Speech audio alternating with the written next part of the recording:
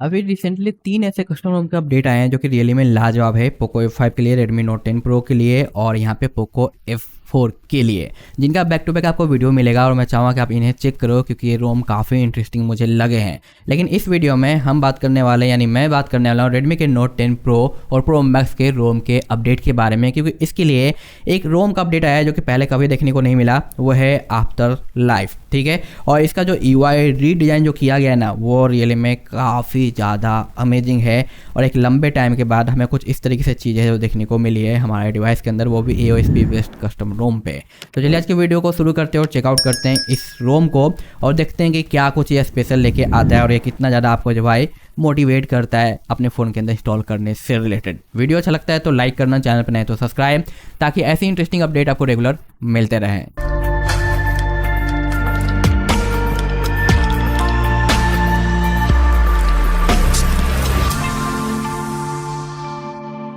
सबसे पहले आप देखो यहाँ पे अनलॉक करने के बाद यहाँ पे ये इसका डिफ़ॉल्ट वॉलपेपर नज़र आता है। यहाँ पे देख सकते हो ग्रेडियंट जो आइकन है वो थोड़ा डिफरेंट टाइप के आपको दिखाई देते हैं।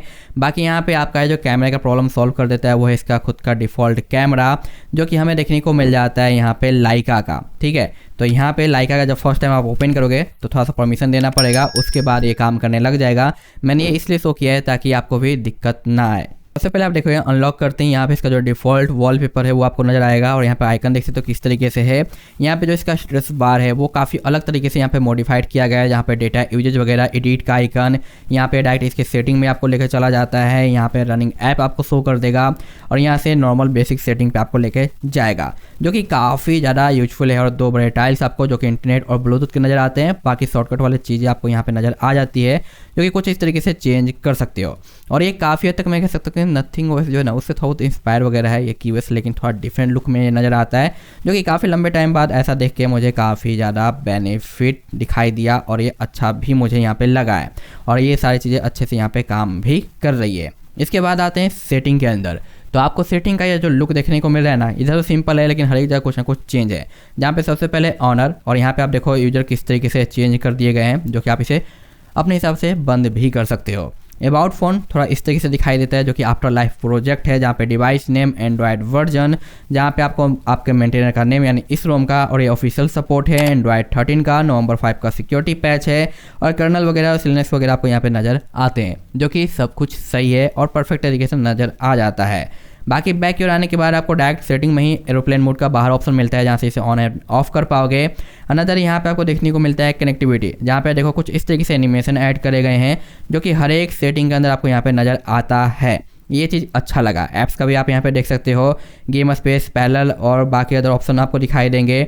साउंड की प्रोफाइल में भी आप देखो साउंड स्टब्स वगैरह दिए गए हैं और नीचे आने के बाद आपको मी साउंड, क्लियर स्पीकर पर ऐप, और एक और काफ़ी इंटरेस्टिंग चीज़ है वो है वाइपर फॉर एंड्रॉयड, यहाँ पे आपको दे दिया गया है, जो कि आजकल ये फिर से कम बैक कर चुका है और मोस्टली एंड्रॉयड 14 में देखने को मिल रहा है, बट फर्स्ट टाइम मैं एंड्रॉयड 13 में देख रहा हूँ। बस इसके लिए क्या करना है कि आपको ये जो लेगेसी मोड है इसे ऑन कर देना है, कंपैटिबल जो है ये आपका ये भी ऑन कर देना, उसके बाद इसे ऑन कर देना और आपका यहाँ पे ड्राइवर सपोर्ट आ जाएगा, जो कि इस पर टैप करने के बाद कुछ ही सेकंड में आपको शो करेगा। और एंड्रॉयड 14 में तो ये बिल्कुल ही नए लुक में नज़र आ जाता है, तो इस तरीके से ये चीज़ आपको यहाँ पे दिखाई देती है। लेकिन अभी फ़िलहाल ये जो है ना बाई एंड्रॉयड 14 पे काफ़ी अच्छे तरीके से काम कर रहा है और एंड्रॉयड 13 पे भी काफ़ी बेहतरीन आपका काम करेगा। जहाँ पे आप देखो अभी अनसपोर्टेड है, तो अगर मैं इसे यहाँ पे ऑन करता हूँ और फिर ट्राई करता हूँ तभी भी अनसपोर्टेड और अब नॉर्मल दिखाई दे रहा है। अब इसे ऑन करके यहाँ पे टैप करूँ तब देखो यहाँ पे इनेबल हो चुका है, नॉर्मल हो गया, सपोर्टेड हो गया। तो इस तरीके से इन सेटिंग ऑन करने के बाद ये सपोर्टेड हो जाएगा। बाकी यहाँ पे बहुत सारे मॉडिफिकेशन है जो कर सकते हो, क्योंकि कमाल के यहाँ पे आपको आउटपुट मिलते हैं अगर आप इसे यूज करना जानते हो तो, क्योंकि बहुत सारे फीचर्स यहाँ पे आपके अनलॉक हो जाते हैं। और इसके आगे तो डॉल्बी बिल्कुल ही फीका है, आपने इसे पहले यूज कर रखा है तो आपको अच्छे से पता होगा, लेकिन आप एक नए यूजर्स हो और आपको इसका आइडिया नहीं है ना, तो आपको इसके बारे में सीखना पड़ेगा, क्योंकि बहुत ही काम की चीज़ है और काफ़ी लंबी चौड़ी यहाँ पे आपको सेटिंग्स मिल जाती है। इसके बाद आते हैं वापस सेटिंग के अंदर, जहाँ पे आपको मिलता है डिस्प्ले। यहाँ पे आप देखो डिस्प्ले का animation, brightness, extra dim, time out, यहाँ पे आपको लाइव डिस्प्ले का भी ऑप्शन मिल जाता है, जहाँ पे एंटी फ्लिकर, रीडिंग, कलर और पिक्चर भी दिए गए हैं, जो कि आप यूज कर सकते हो। Refresh rate, tap to backup, allow window level blurs का भी ऑप्शन आपको यहाँ पे मिलेगा। वॉलपेपर स्टाइल पे आते हैं तो यहाँ पे वही एंड्रॉयड 13 वाले वॉलपेपर स्टाइल मिलते हैं, जहाँ पे कुछ एक्स्ट्रा फॉन्ट, आइकन, सेव वगैरह, आइकन्स वगैरह, शॉर्टकट्स वगैरह और ग्रिड वगैरह के ऑप्शन दिए गए हैं जो कि आप यहाँ पे यूज कर सकते हो। और ये इसके कुछ डिफ़ॉल्ट वॉलपेपर कलेक्शन जो कि आपको जो भी अच्छे लगे वो आप रखो, या फिर आप अलग से भी है जो डाल सकते हो। तो ओवरऑल जो कलेक्शन दिए गए हैं वो अच्छे खासे हैं, बट आप डिफरेंट भी ट्राई कर सकते हो। इसके बाद आता है यहाँ पे इसका बैटरी, जहाँ पे आप देखो बैटरी का भी लुक थोड़ा डिफरेंट है। यहाँ पे आपको चार्जिंग का वार्निंग भी सेट करने का ऑप्शन मिलता है, जहाँ पे आप परसेंटेज लगा सकते हो कि कितने के बाद ये आपको वार्निंग दे दे। अनदर यहाँ पे स्टोरेज डिटेल, जहाँ पे आप देखो स्टोरेज का एनिमेशंस वगैरह और बाकी यहाँ पे सारी चीज़ आपको नज़र आ जाती है। अनदर यहाँ पे आपको मिलता है एक्सेसिबिलिटी वगैरह, यानी सेटिंग का पूरा यूआई मुझे काफ़ी अच्छा लगा है। उसके बाद यहाँ पे आपको मिलता है सिस्टम, जहाँ पे आपको सिस्टम का इसका अपडेटर, मल्टी यूजर और ये प्रोफाइल, जिससे आप परफॉर्मेंस वगैरह बूस्ट कर सकते हो ताकि आप एक अच्छा बेनिफिट ले पाओ परफॉर्मेंस के मामले में।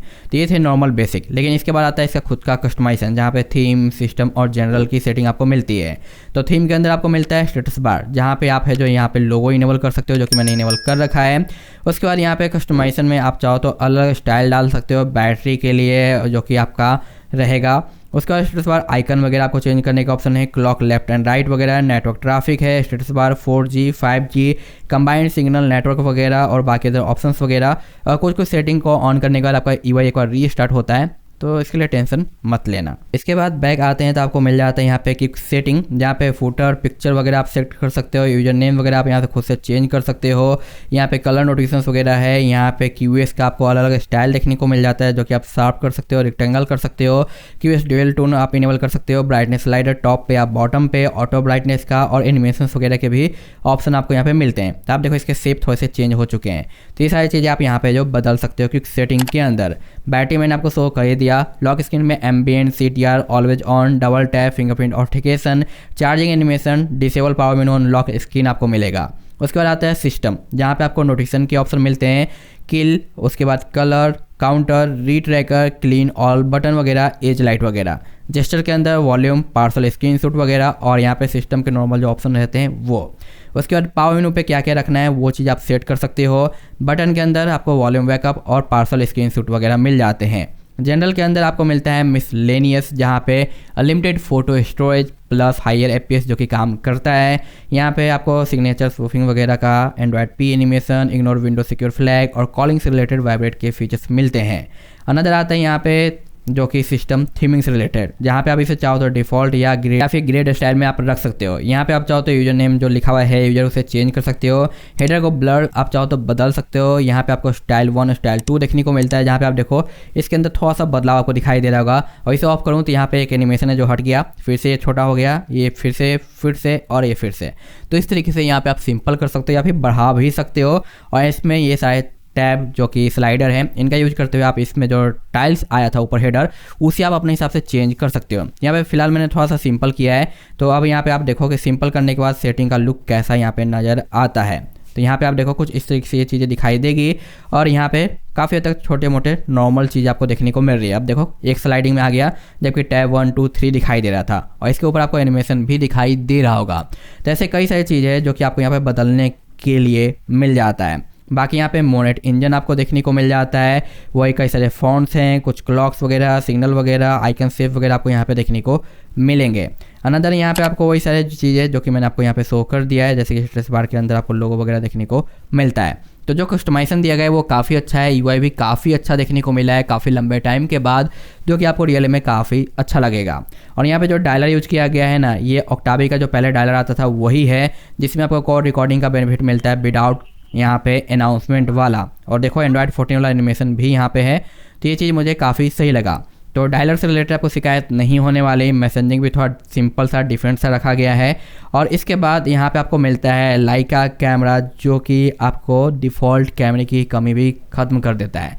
लेकिन यहाँ पे एक छोटा सा बग मैं कहूँगा कि है, वो है इसके सेल्फी को लेके। पोर्ट्रेट वर्किंग है लेकिन यहाँ पे बैक में सम टाइम ये एरर देगा, लेकिन जैसे आप इसे रीस्टार्ट करते हो अपने कैमरे को तो आपका पोर्ट्रेट काम करने लग जाता है, यानी ये कह लो कि प्रॉब्लम भी ये सॉल्व हो जाता है। तो कोई बिग इशू यहाँ पे नहीं निकल के आता, यानी कॉल रिकॉर्डिंग का यहाँ पे प्रॉब्लम सॉल्व हो गया। ऑडियो के लिए वाइपर फॉर एंड्रॉयड और यहाँ पे मी साउंड इफेक्ट दिया गया है।